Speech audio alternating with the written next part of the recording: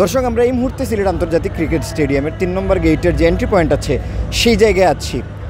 Entry point থেকে ভিতরে ঢোকার প্রসেসটা টিকিট যাচাই বাছাই করে ঢোকানোর পদ্ধতি থাকলেও সেই পদ্ধতি অবলম্বন করতে এখানের যারা দায়িত্বশীলরা আছেন তাদের আমরা ব্যাপক ব্যর্থতা লক্ষ্য করেছি।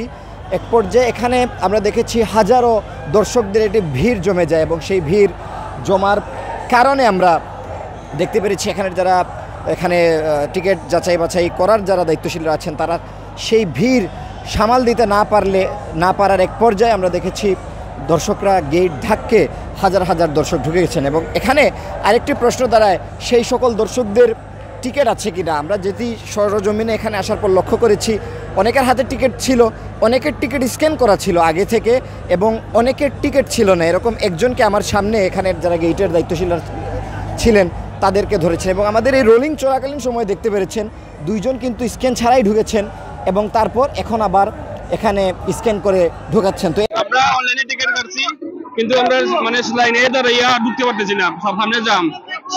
সিস্টেমটার কারণে এটা হয়েছে না, কারণ মানুষের খুব বেশি জাম, মানে মানুষ অসম্ভব বেশি মানুষ, গেট বন্ধ করে গেছে, মানে ঢুকতে পারেন না সিস্টেমটা চলছে না।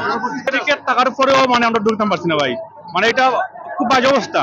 মানে অনলাইন টিকিট ভালো জিনিস, কিন্তু অনলাইন থেকে টিকিট দিতে ভালো থাকে, ঠিক আছে। অনলাইন টিকিট কেনার পর যদি মানে প্র্যাকটিক্যালি টিকিট দেওয়া হইতো তাহলে আজকে জামা হইতো না, বুঝছেন না ভাই। এই জামালাটা হওয়ার কারণে আজকে আমাদের অবস্থা, মানে আমরা টিকিট টাকার পরেও আমরা আজকে ঢুকতে পারছি না। ওই আমরা এখনো বাইরে দিচ্ছি কিন্তু আমাদের